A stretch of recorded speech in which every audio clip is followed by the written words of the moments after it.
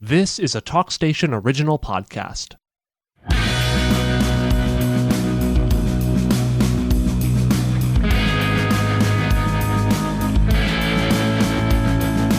Hello and welcome to the Paper Boys podcast. I'm JJ Smith. And I'm Zack, Nally. We're reporters with the Craddock County News-Times. We are joined this week by a pair of gentlemen who are coaches of not only two of the best high school football programs in the eastern part of the state, but coaches of two of the best high school football programs in the entire state. Brent Wooten of Havelock, Jeff Craddock of Tarboro. Thanks for being with us. Thank you. Appreciate it.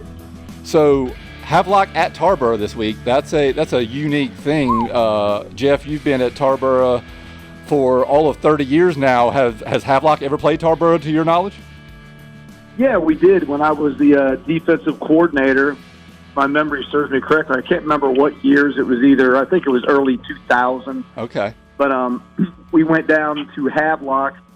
Coach Sasser was the head coach at that time. If that pins it down a little bit. But, wow. And it was a great game.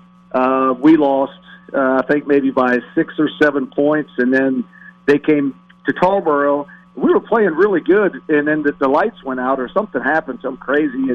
And we ended up getting smoked in that second half. So my history against Havelock is not very good, so why I scheduled them, I have no clue. But anyway, you're probably asking yourself. I do remember too. You're probably asking yourself why you've done this to yourself again, huh? Well, I've done it ever since. You know, I think I got a phone call. I was at the beach on vacation with my family, and I might not have been in a great state of mind when I decided to accept this game. You know what I mean? Brent, did you catch him just right? We're excited about it. You know, it's a great program, and I got nothing respect from those guys and what they've been able to do. So just looking forward to the game. I hope it's a lot of fun for everybody. Brent, tell us how this came about, how you snookered Jeff Craddock into this game. Well, I'll be honest, you know, I've got a good relationship with a lot of guys on Coach Craddock's staff and himself. You know, a lot of them, when they come down on vacation in Emerald Isle, where I live, we hang out, we grill out together, Coach Babb, Coach Hurdle. And, you know, they ended up with a week where they couldn't find a game, and I know how Coach Craddock probably faces the same issues we face. Not to me, people are lining up to play us, and you can call around, and it just so happened that we were able to get out of a contract and make this happen. And I think it's going to be good for our kids and their kids in both communities because they're so football driven, and you know it's going to be fun. Well, it sounds like it's been maybe 20 years, so it's definitely a unique thing. And I don't think, sticking with the theme of best high school football programs in the entire state, I don't think it's an exaggeration to say this might be the best matchup in the entire state this week. It's been moved to Thursday, which is a little bit unfortunate. I know that affects y'all's preparation a little bit. What's that like when y'all had to play a game that you move up a day? I'll go first with that one. It's been the crazy weather. You know, we had a big game against our county rival a Friday ago, and we had to move that to Saturday afternoon because we got blasted with rain and our field was completely soaked. So it's frustrating. And then obviously I would love an extra day of preparation for Havelock with their mighty complex offense and the route trees that they run and the athletes they have doing it and the quarterback they have slinging it. And the running backs they got running it. I could go on and on. But, yeah, an extra day would be wonderful. But at the end of the day, Coach Wooten's in the exact same situation I'm in. It is what it is. It's high school football. You can't win the weather battle, so we had to move it up. You know, we stayed in contact from, you know, yesterday on through today. And so, you know, you got to do what you think's best for your football program and how you want to prepare. And I was complaining to him a little bit today through a text. I couldn't even get outside today because I'll be daggone if we didn't get slammed with rain from like 8 o'clock to 1:30. And it was just soaking wet outside. So we had to adjust and adapt to get some work in the gym. So, you know, it's not fun, but you got to do what you got to do, and life goes on. And, Brent, you've been there too. Y'all moved up West Craven a couple weeks ago, right?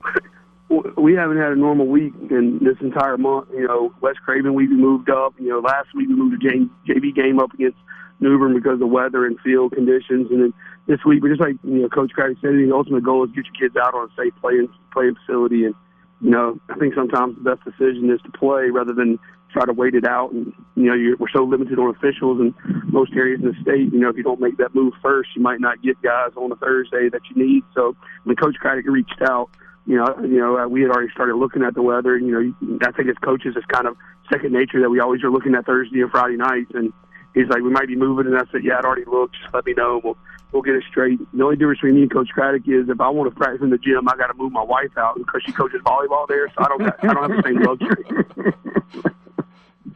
Well, we mentioned I don't envy you in that position whatsoever. If we're practicing in the gym, it's whenever volleyball ends, we're going in after that. I mentioned what a unique matchup this is and how rare it is. These two programs have combined for 13 state championships and 9 state runner-ups, so that they've been around for a while and done some things. Jeff, for those that don't know, if there's anybody out there who doesn't, tell us about Tarboro football, the history, the tradition, the culture there. Well, I've been blessed to be part of this community. It goes back way before me with Doug Alexander, of course, back in the 70s, started it. And Coach Brent took over. Those two are both legends of Tarboro. He continued it and won the state title in '84. And then Mike Schott, one of my best buddies, that's who I moved down here with from Ohio. We played for a state title in '98 against Shelby, and we come up short. And then I became the head coach in 2004. And, it was a little rough there at the beginning trying to find my way as a head coach, but everything finally clicked in 2008, and we played for our first, as of right now, 12 state titles.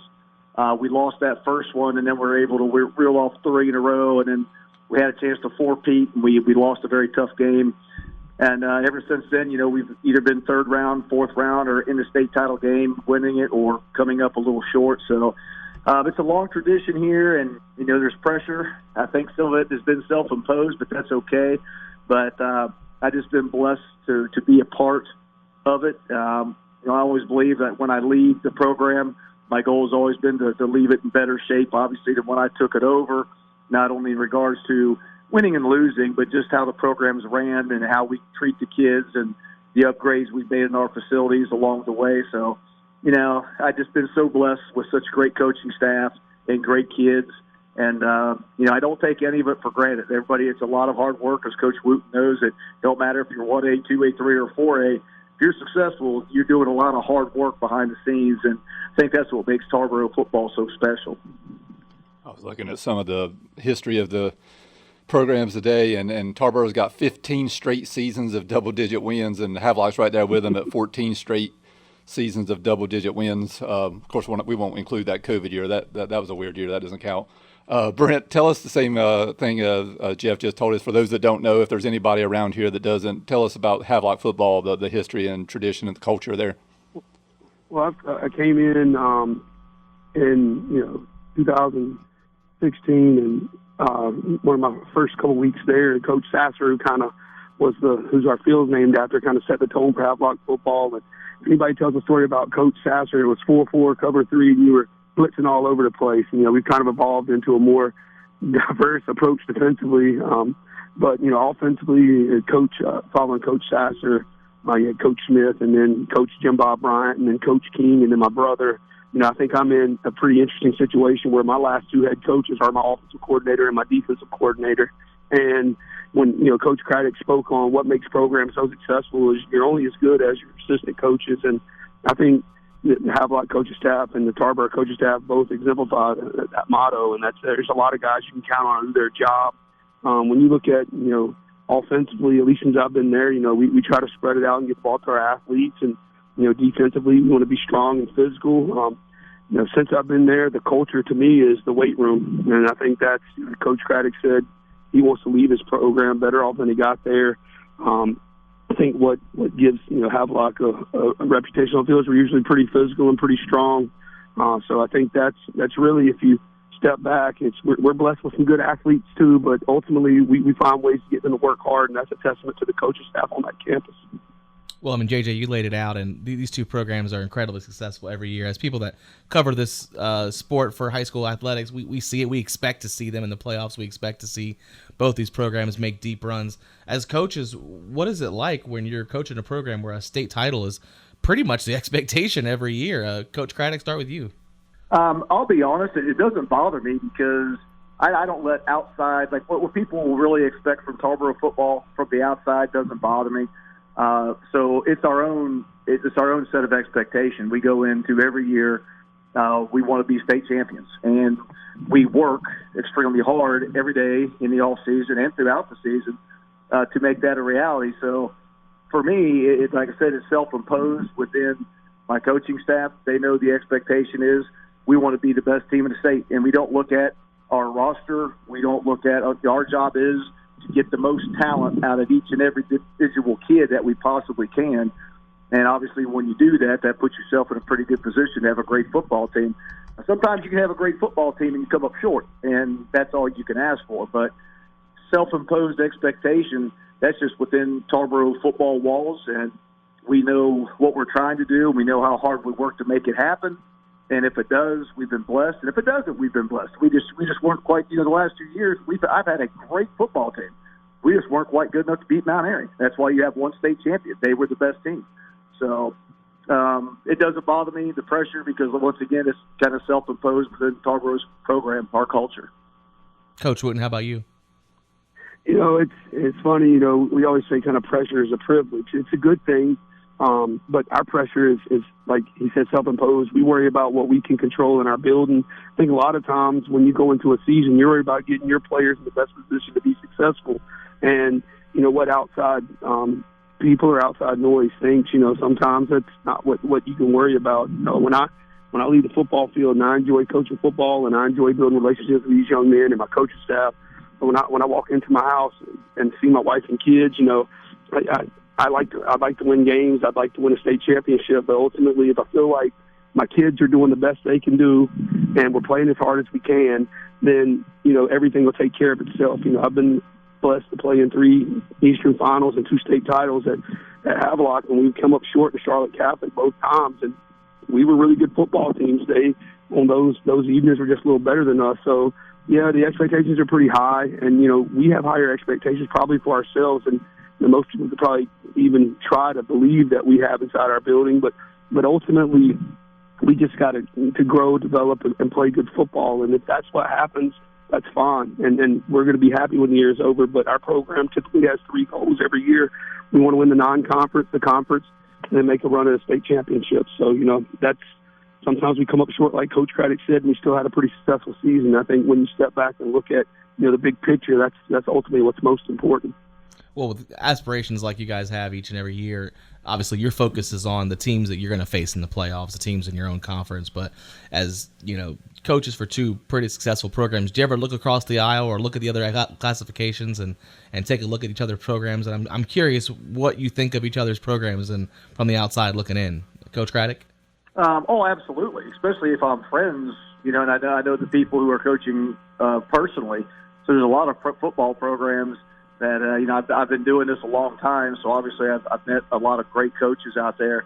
And so I'm always scoreboard watching. We would come back. We always have a coaches party at my house, win, lose, or draw, just so we just can relax a little bit and unwind and watch a little Football Friday. So we're always excited about watching the highlights, and certain teams come on, Havelock being one of them.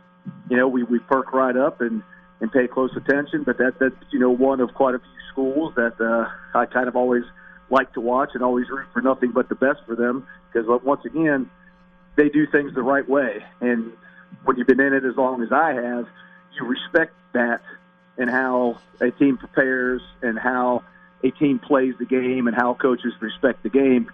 Because in my opinion, unfortunately, that's getting fewer and further between, as we go. Maybe I'm just getting too old, and it seems like it is. But so I absolutely have nothing but respect for the Havelock program and follow them year-round. And, whatever happens on Thursday night, I'm going to continue to follow Havelock and wish them nothing but success.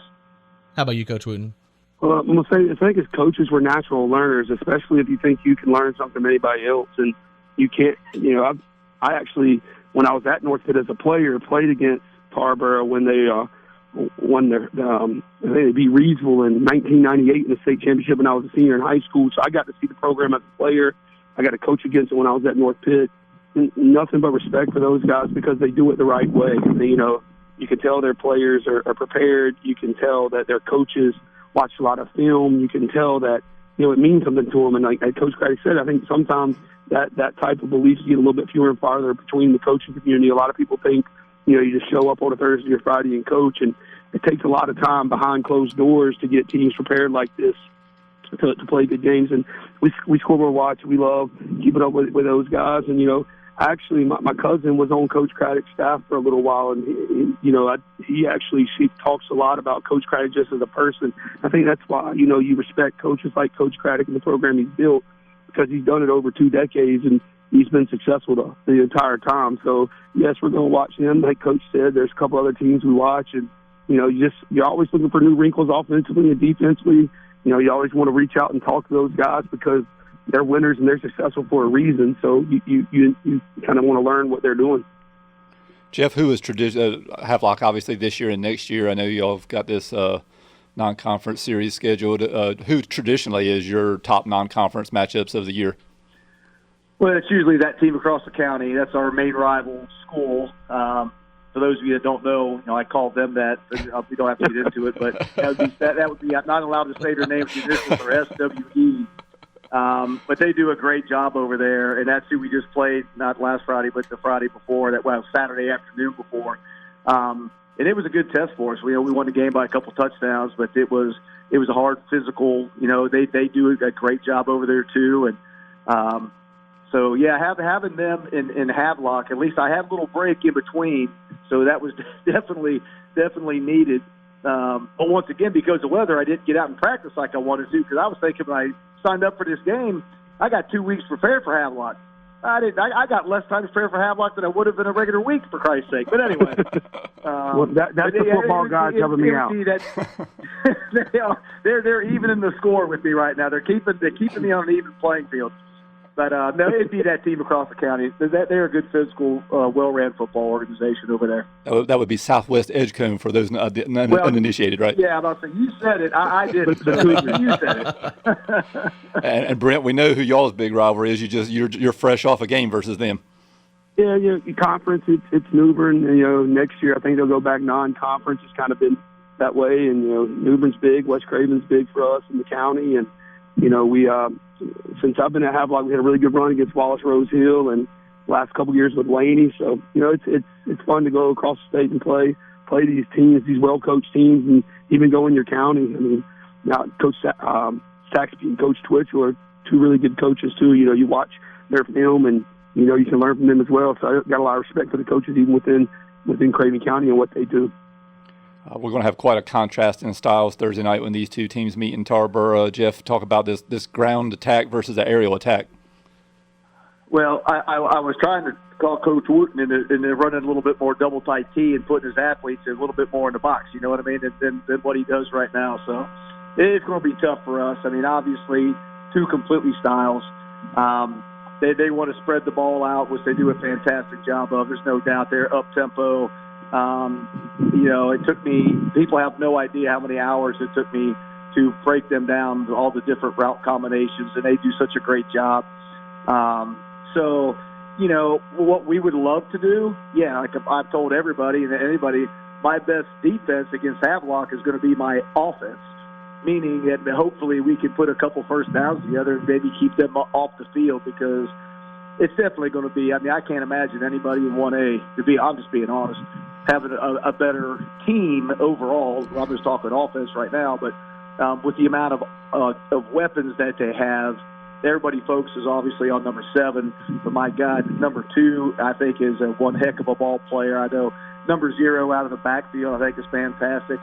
There's a number 8 out there that makes play. I mean, they got people all over the place, and they spread that ball around.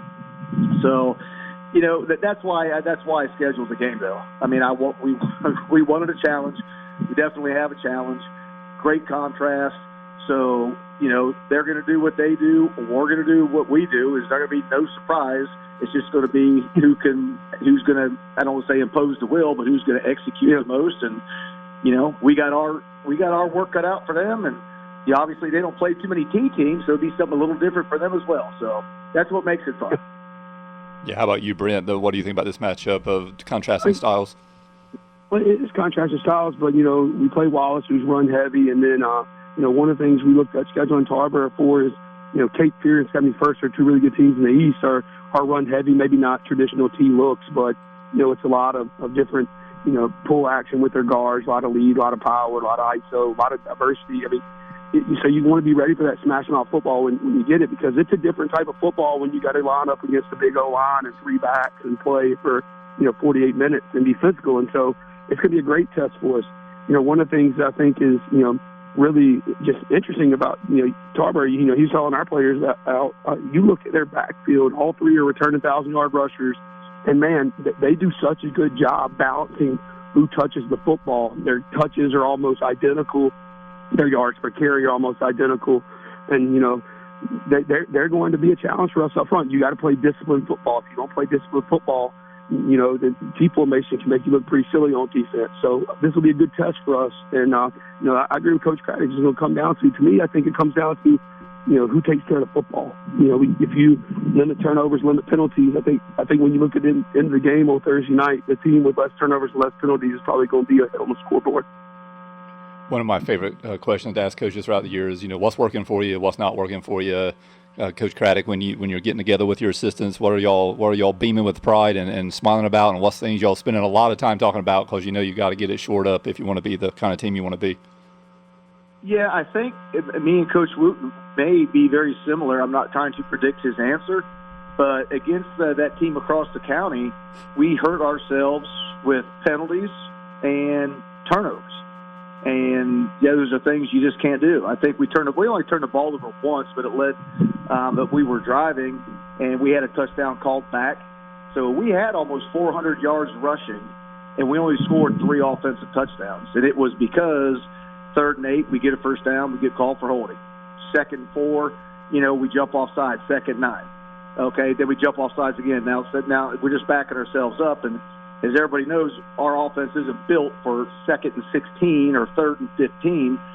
So, it's been and we've been playing against teams that we've been good enough to overcome our own mistakes. Now, against TTAC, the margin of error was smaller, and when you play Havelock, the margin of error is slim to none. And so, yeah, we can't afford to be putting I'm not talking about an occasional holding penalty or something. We can't afford to put ourselves in 2nd, 3rd and long situations against their defense as fast and physical as they are. We just can't do it. How about you, Brent? Coach Craddock, to the words out of my mouth. We had 450 yards of offense against New Bern. We had 3 touchdowns caught off the board, 3 turnovers in the red zone, and 1 in the defensive red zone. So you're looking at a 45-point swing in a 6-point ball game. So, we've got to do a better job taking care of the football, number one. And number two, although I think Coach Craddock would agree, we're probably a little better suited for 2nd and 15. We don't like to be there. It's a lot easier to be at 2nd and 5. Our offense is built to kind of, get big chunks, but the point of big chunks is to stay ahead of the chains. And I agree, like the little holding calls, just, the late hits, the pre-snap penalties that you can control. You can't control how officials are going to call hold within a game, but you can control if you jump off sides. You can control if you watch the football on the D-line. You can control if, you hit somebody late. So those are things that, we've got to clean up if you want to be good football teams. And, for a half of football last week, we didn't do it, and it did come back to bite us. So, we've got to make some adjustments there, and that's what our staff spent a lot of time this week trying to address. Jeff, tell us some of the names we need to know going into this game this week. Was that my question? Yes. To tell us some of the names on your team, some of the guys. If people go to the game Thursday, they'll hear the PA announcer say a lot. Yeah, well, you're going to hear Cam McDowell Moore. You're going to hear Mason Satterfield. You're going to hear Caden Everett. Those are a little bit of our 3-headed monster that we got out there in the backfield. You're going to hear a name that may sound familiar to you, Cole Craddock. I'm not being biased. Just a few times he tackles people. He's having a great year. I'm proud of my son. He's doing a great job, Coach. Well, I appreciate that. He acts like his mama, thank God. So that is kind of like on the offensive side of the ball, those are your playmakers. And then, on defense, my linebacker core is really solid. Quavion Davis, you'll hear, we call him Smokey. That's a very funny story. I know we don't have time for it, but as a sidebar, it's a funny story. But he's my nose guard defensive tackle. He starts both ways, 3-year starter. He's a great kid, great player. Cam Harper in there at linebacker. Kevius Bridgers, a fantastic linebacker. Cole's obviously having a good year at linebacker. So those guys, my secondary guys, you don't hear them a whole lot just because of a lot of the teams that we play, but you'll be hearing their names a lot more. I can promise you, come Thursday night, for obviously they're gonna be out there a little bit, but those would be some key names that you'll hear. How about on your side, Brent? You know, offensively, it starts with Jonathan Williams. You know, he's just a really, really good football player. He's done everything we've asked for over his 4 years. You know, Jalen Morgan at receiver and Jalen Hewitt at quarterback. Those are pretty nice three-headed monster. You know, LeBron Sharp in the backfield and Jaden Howard both do a pretty good job running the football, and our tight end Kendrick Kelly does a good job running routes. You know, defensively, it starts with our D-line. Chris Bispham, great football player. You know, defensive tackle, defensive end, and Donovan Darden at defensive end. But really, Cedric Farrar and Joshua Perry, all four of those guys do a good job. At linebacker, it's Chris DeSosa, who's a little undersized, but the kid flies around. He plays a lot of heart. If we had 11 of him, you know, I'd be pretty pleased. I don't know, you know, who would play safety, but we figured it out. And, you know, in secondary, you know, Zack does a really good job as a safety. And, you know, we have a couple other guys in our secondary. I don't think you will hear their names called as much on Friday night unless they're, you know, chasing somebody down from behind. But, you know, it's there's going to be a lot of talent on that football field Thursday night. So it's going to be fun to watch. It's fun to be a part of. Carteret County's got a couple of connections to these two programs, specifically West Carteret. This season, the Havelock quarterback, Jalen Hewitt, he spent the first 3 years at West Carteret before transferring over to Havelock. So Carteret County sports fans are very interested in what Havelock are doing this year. Carteret County News Times giving the Havelock Rams a little bit of coverage because of that. Tell us, Brent, about Jalen and the impact he's had on your program this year. Well, you know, it's really allowed us to move our athletes to different positions. I don't think, you know, anybody would look at our stats and not realize that he's already thrown for 1,300 yards and double-digit touchdowns. And, you know, he really fits in really well with our guys, and he's done a really good job. He's kind of a quiet leader. I think the biggest thing I've seen from him is that I hadn't seen, because we had played against him when he was a sophomore. We didn't get to play against him when he was a junior. I think what's kind of surprised me is, you know, I'd always seen him as kind of like a pocket passer, but he's really shown me that he can get out and run a little bit this year, which I think makes him a little more difficult to kind of prepare for, because if he's getting an alley, he's really doing a good job taking that 8-9 yards and moving the chains. So, you know, it's ultimately, to me, I got into coaching for, you know, because I love being around kids. I just like any teacher, coaches, and he's just a great young man. And, you know, I'm just happy that he's having a good year, and hopefully this will turn itself into some chances to play at the next level. And Jeff, you mentioned Jim Brett earlier. He led the Vikings to a state championship in '84. He went to West Brunswick, came back. He led the Trojans to back-to-back state championships in '92 and '93. Went to Northern Nash. Kind of spent 16 years with Tarboro. Really kind of was one of the guys that established that program. He spent 1 year at West Carteret down here during his illustrious career. He won over 200 games. Tell us about your association with Coach Brett.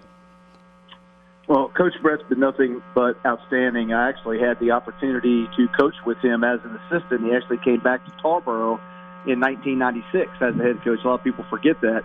I made one more stop. Now, it wasn't the best season, obviously, he's ever had there. But so I got to work with him behind the scenes, and that's when I learned a lot of the ins and outs about the T. And he's been a big supporter of mine throughout the years. I got to introduce him at a coach's clinic back in February. He was one of the speakers there. And actually, I saw Coach Brett. We recognized the 1984 state championship team the first week of the season against Rocky Mount, and brought the team back and the cheerleaders. And I'll tell you what, man, it was a fantastic event.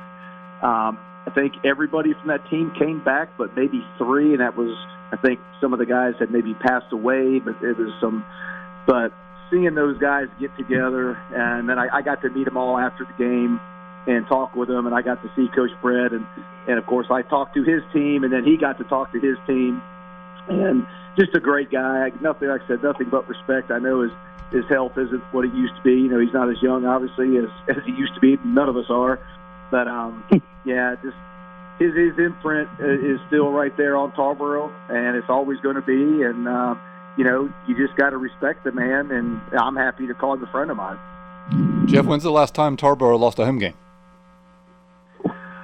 Oh, Lord. It's fighting words right there. I want to say probably 2015 or 16. Holy We went cow. through a spell there. I remember Southern Ash beat us at home, and I know Wallace Rose Hill, and they had this really big fullback, and he was good. And we played them in the third round of the playoffs. So it might have been 2016. So I would say right around that area. I mean, it's been a while, and I don't take that lightly. Don't get me wrong, and I don't try to be cocky or arrogant about it at all. I just really don't think about it. I mean, my focus has always been next game, next opponent, and obviously Havelock's got more of my attention. So I don't even think about streaks until somebody brings them up. So me pausing and trying to think is not I'm just being real. I just don't even, it's not even on my radar. So I'm trying to give you the best honest answer I can. I know that I think I'm close, but that may not even be right. But I'm thinking it's right around 15, 16, right in that area. Because I think we lost to Wallace in 2017. That was in the fourth round at their place. So I think that's about close. I mean, that's value for ticket purchasers at Tarboro High School. I can tell you that right now. A lot of bang for your buck. No doubt. I'm still asking myself exactly why did I schedule this game again? What's my purpose? Brent, you're sizing yourself up to be the big villain here if you bring that into that street. But yeah. Coach Craddock, you mentioned coaching your son this year. He's leading you in tackles with 36. He's got, just flying everywhere on defense. What's it like coaching your son? Well, I'll be honest. There's nothing like it. I've been blessed. I coached my oldest son, Clay. He was I think 3-year starter for me. So I got to win a couple state titles with him. And then unfortunately, we lost the last game his senior year. That was when East Surrey got us in the state title game. But I just love coaching my boys. I'm so proud of them. And then Cole, here he comes, and it's amazing. The kid's 6'4", 230 now. Where that came from, I don't know. Wow. I sometimes I look at my wife. I question just every now and then. I'm like, just kidding, guys. Just kidding. We're going to keep that in. You can cut that clip. Nah, I'm just kidding.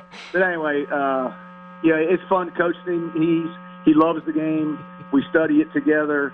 I think he'd make a great coach someday because he's a very, very smart young man, and he's got a great competitive spirit in him. He loves playing basketball. He loves playing baseball. He loves playing golf. I mean, he just loves being an athlete. And, we're still trying to get him a spot somewhere in college to play. I'm a little frustrated about that. It's a whole other topic, but I'd enjoy coaching him. I know this season's going to go fast.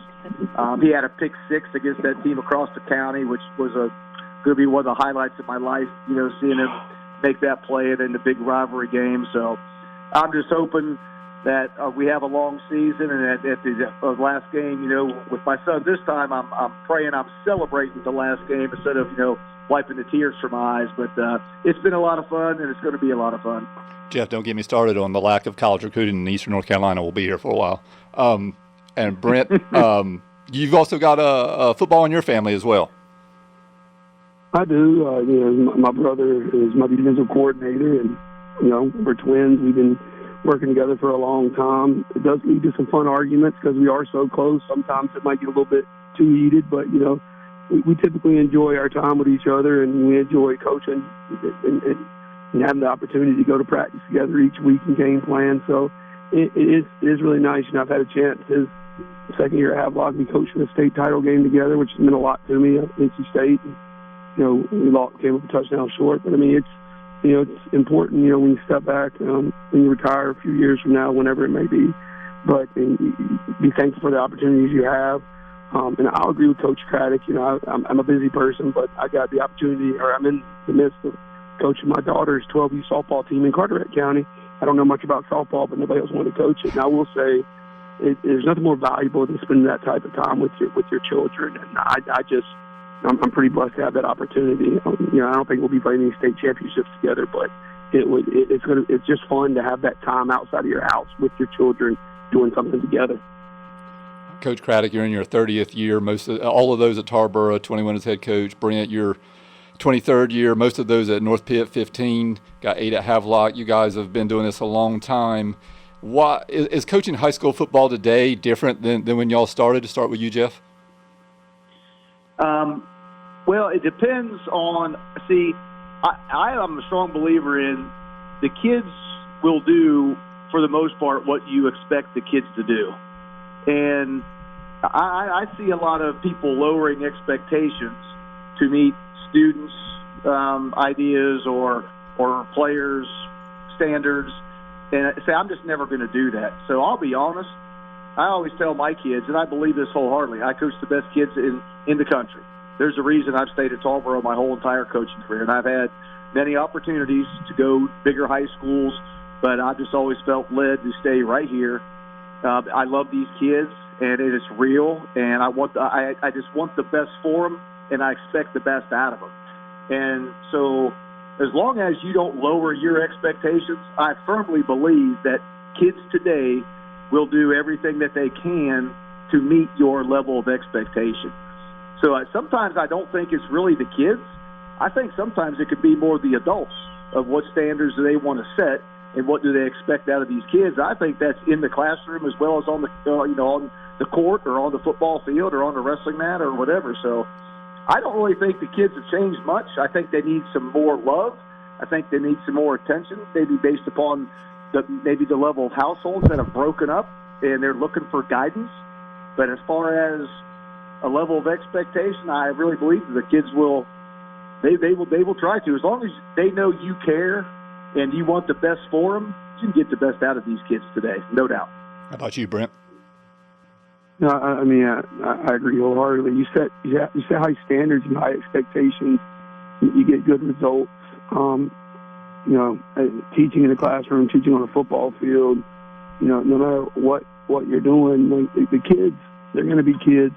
They are going to try you, push you, do whatever they can, and they're going to do whatever they can get away with. And if you hold them to high expectations and hold them accountable, I think more times than not they'll surprise you and reach up to those expectations. And it's one of those things. I thought I was going to retire at North Pitt because that's where I went to school. I grew up in the community, but at some point I just found my way down to Carteret County and teaching in Craven County, and I've enjoyed it there. But the fact of the matter is, kids they want to be cared for. They want to know that people are there for them, and if you continually show them that you will show up for them and you'll be there for them, I think you'll get whatever they're capable of giving you. Speaking of things that have been around for a while, we were talking earlier about the contrast in styles and the ground and pound versus the aerial attack. Jeff, the Tarboro T's been around since like the 50s, I think? Well, I really think it might have been before it was Tarboro, but I can vouch. I know they ran it when they merged back in '71, and so that's when Tarboro became Tarboro. So I can vouch for that. Okay, for sure. Yeah. So parents know it, grandparents know it. It's been around for a while.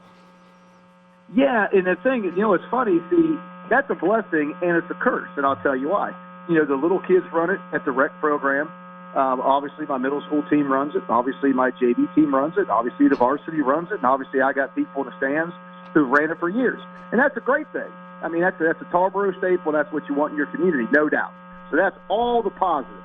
The negative is a lot of the people in the stands think they can run it better than me. Because everybody's got an opinion of how the team needs to be ran. So I say that tongue-in-cheek, but it is a staple of our community. And, I'm proud of it as long as I'm there. Now, we've done different wrinkles, different variations, but at the end of the day, we're known for our double tight T. Coach Wooten already said, power, this direction, that's what we're going to do. And, we have some play action passes in there. We do spread it out a little bit more, but not like Havelock. That's for dang sure. But that's nice. I mean, that's what we're known for, and I'm proud. Like I said earlier, I'm proud to be a part of that legacy. Let's spend the last few minutes here going down memory lane. Brent, who's some of the best players you've ever coached and coached against? Well, I'm going to start with coaching against. I remember two guys from Tarboro from my years at North Pitt were Sean Drone and Todd Gurley, and I think people always remember Gurley, but Sean Drone was a man himself and was a really good football player. At Havelock, Javonte Williams at Wallace Rose Hill was just really, really, really superb to coach against. You kind of stand back and just watch what he did. He's just a tremendous football player. While at North Pitt, I coached against a lot of good guys. Coached some really good football players at North Pitt. We had a lot of guys go to UNC Pembroke with Brian Staten as a running back. Cedric Razor was a really good fullback back at North Pitt. We had some really good quarterbacks along the way, Christopher Perry and guys like that. But at Havelock, I had a chance to coach a guy like Rashad Strother that's, playing at Oregon right now, and Avery Jones, who's on the Tampa Bay practice squad, both O-linemen, who are really just great people. Camaro Edmonds at running back a few years ago. He's at Johnson C. Smith. And, Coach Frazier, our linebacker coach, his son Andrew, is the starting quarterback now for Davidson going into next week. He's been starting a receiver.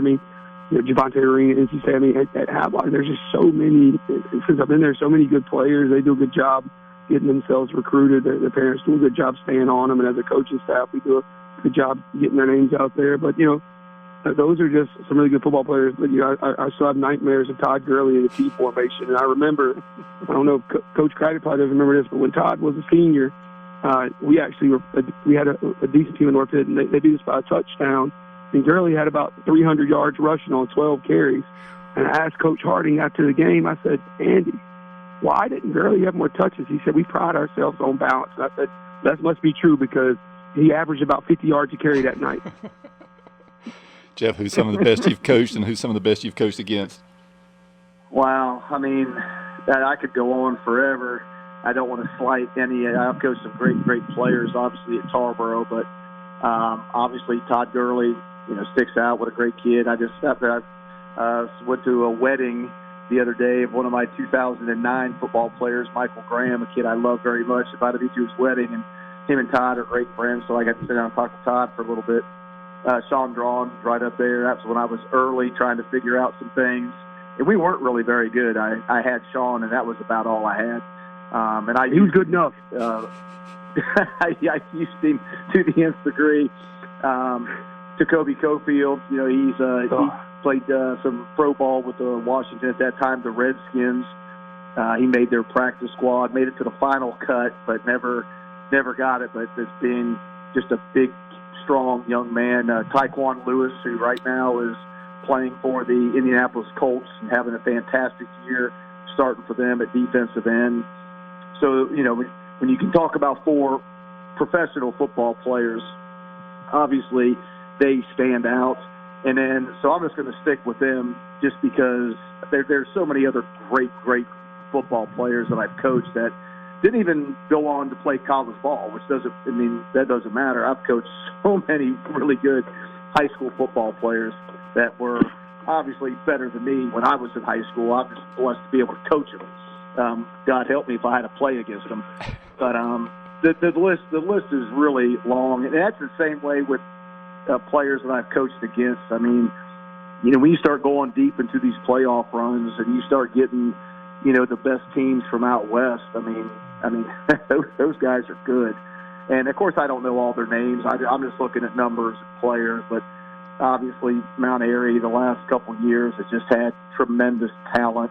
I know they had a couple boys going to Virginia Tech, and I think off last year's team they had 7 or 8 guys that either went Division I or Division II, but just loaded across the board. You look at let's see here. When I remember we played Lincolnton. We beat them. That was Todd's senior year, 39-36, and we needed every bit of Todd's 245 yards rushing or whatever. Their quarterback was awesome. They had a back named Little John that we couldn't stop. It was just a track meet.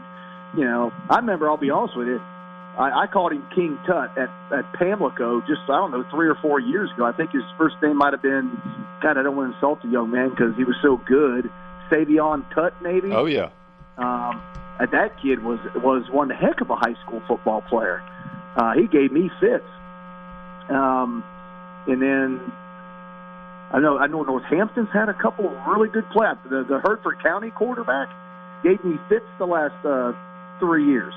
I don't know exactly where he went to school, but yeah, I've been playing that. To me, it's a blessing, because you're playing good football. That means you're playing really good, well-coached teams, and those well-coached teams usually have some really good athletes too. So it makes it fun, and I've seen a lot. I really have. How about the most memorable games? And these can be good memories or bad memories. We'll start with you, Brent. Gosh, most memorable games. And I think probably my most memorable game is the first time I got to coach in a state championship at Duke, and being up in the press box, because it's a different feeling. It was nice. I never really coached to that be my final goal, to be in the state championship or win one, but you want to win and you want to do good things. And I just kind of remember the feeling of, it's kind of like, I'm glad I had this opportunity, because I don't think people realize how, honestly, how few and far between it is for teams. Not everybody gets to spend 75% of their career in state championships like Coach Craddock. So it's something that, I cherish. I remember that for all my coaching days. How about you, Jeff? I would say one of the more special wins was obviously going, after we lost the 2008 to Newton Conover in my first state title appearance as the head coach at Tarboro.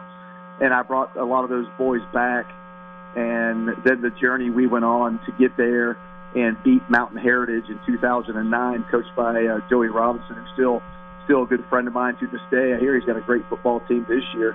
But winning that first state title, and, my son Clay was a ball boy. Now Clay's engaged to be married, so that tells you we're all getting older. And then the most difficult loss, we lost to East Lincoln. That was a toughie. We lost 24-20, and we fumbled the ball 3 times inside their 10. And that would have put us in rare air, because we would have won 4 state titles in a row. And I know that's difficult to win 1, let alone 2, 3. You start getting into 4, that's so hard to do. Obviously, we didn't do it, but I really thought we had the team to do it.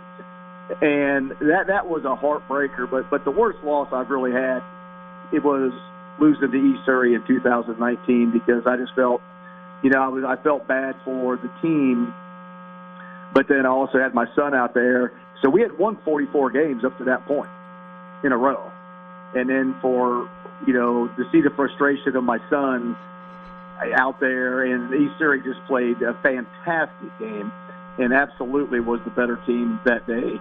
And they were just on fire, and they smoked us, I think it was 56-28. It was obvious in the third quarter who the better team was.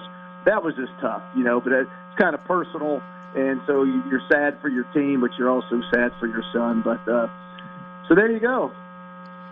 Speaking of memorable games and connections to Carteret County, Coach Craddock brought his Vikings down to East Carteret in 2016, and the Mariners had a first down at the Vikings' 11-yard line on 2 different occasions in the fourth quarter, and just could not get any points, and ended up losing 13-7. Coach Craddock, I can tell you, a lot of East Carteret fans still think about that game almost 10 years ago now.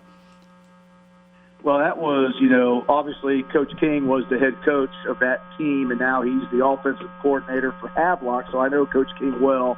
That was one of the best football teams that we had to prepare for. And I'll be honest, that game was so physical that we were beating Wallace at halftime.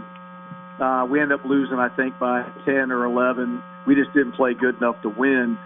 But the physical nature of that football game, that took a toll on us in the next round. It really did. That's how hard of a fought game that was. And, yeah, that game could have went either way. We were fortunate / lucky, whatever anybody wants to call it, to get out of there, because that team was loaded. I've never seen an East Carteret team that good. I've never seen an East Carteret team since then that good. So, yeah, that was I remember they scored, I think, on the first possession. If my memory serves me correctly, they hit like a 50 or 60-yard pass, went up 7-0, and I was like, oh, God, they're getting ready to blow us out just like they've been, doing to everybody else. But then we kind of settled in and slowed them down a little bit, and the game just kind of slowly turned, and we were able to ball control them a little bit. And, yeah, we got out of there with a 13-7 win. But, but both teams were definitely evenly matched, and we just were fortunate enough to come on top of that one. That was a toughie. Speaking of connections, first touchdown that night was middle of the first quarter, 76-yard touchdown pass to Mr. Macy O'Donnell, who is now a reporter at the Carteret County How News-Times. about that?